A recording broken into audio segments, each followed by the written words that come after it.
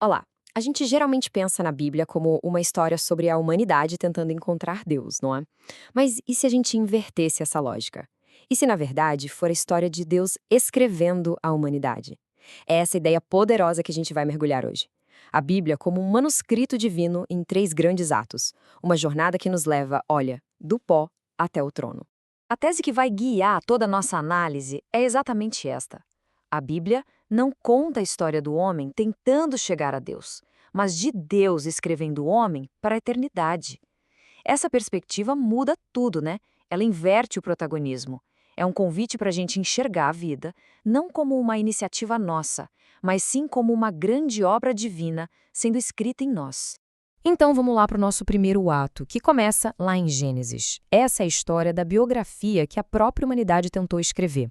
Uma história marcada por pedra, por sangue e, principalmente, pelo ego. É aquela tentativa inicial e que a gente vai ver que é falha de deixar uma marca no mundo por conta própria. E a base para essa primeira fase está toda na história de Caim, lá em Gênesis 4. A gente lembra de Caim, o primeiro filho de Adão e Eva, que, segundo a narrativa, foi quem construiu a primeira cidade. Ele é o símbolo dessa tentativa humana de se imortalizar pelas próprias obras, sabe? De querer deixar um nome gravado na terra. É uma biografia escrita com o esforço e com uma ambição puramente terrena. Ok, vamos tentar entender a teologia por trás dessa escrita. Para começar, ela é externa, está gravada na pedra, na terra. É essa tentativa de auto-imortalização, de dizer para o mundo, eu estive aqui.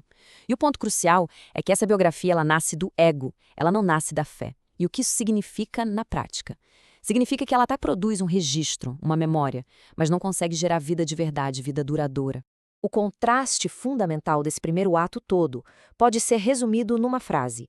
Caim escreve seu nome na terra, Abel entrega sua vida ao céu. São duas abordagens de vida completamente opostas. Uma é focada em construir um legado aqui, terreno. A outra, em se entregar a uma realidade que está além, uma realidade celestial. Agora, o segundo ato, aqui a coisa muda de figura, e de uma forma radical. A narrativa sai da pedra e vai parar no coração. É uma história de carne, de graça e de uma transformação muito profunda. Tanto a autoria quanto o meio da escrita mudam completamente.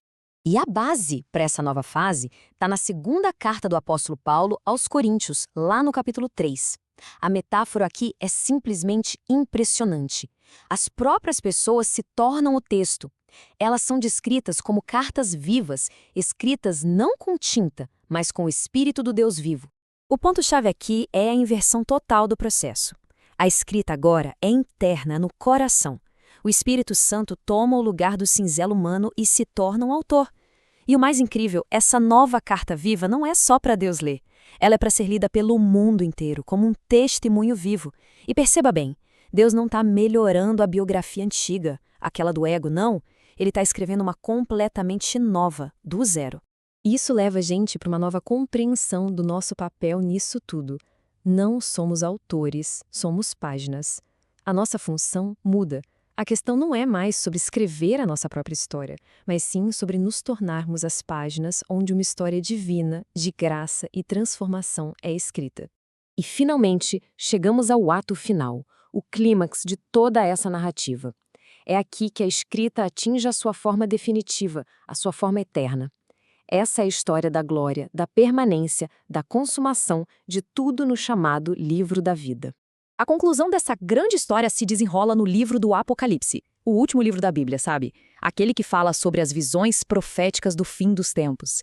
E o foco todo se volta para uma imagem final superpoderosa, o livro da vida, onde os nomes estão inscritos para toda a eternidade. A teologia desse livro final é definitiva. A escrita se torna permanente, eterna.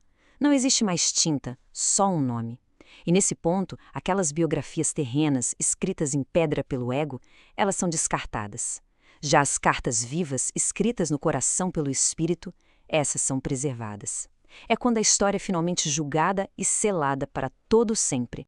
A conclusão de todo esse arco, de toda essa jornada, é esta. No fim, Deus não lê o que fizemos, mas quem nos tornamos em Cristo. O foco definitivo não está nas nossas ações, nos nossos registros. Está na identidade transformada que a gente recebe. Agora, vamos juntar todas as peças e visualizar o quadro completo. Essa progressão, que vai da pedra ao coração e depois ao livro, revela o arco completo da escrita divina ao longo de toda a Bíblia, costurando tudo de uma forma muito coerente. Olha só que jornada impressionante quando a gente vê assim lado a lado. A gente vê a progressão, o meio, né, onde se escreve, muda da pedra para o coração e finalmente para o livro. O autor, ele deixa de ser o humano e passa a ser o espírito, até se tornar eterno.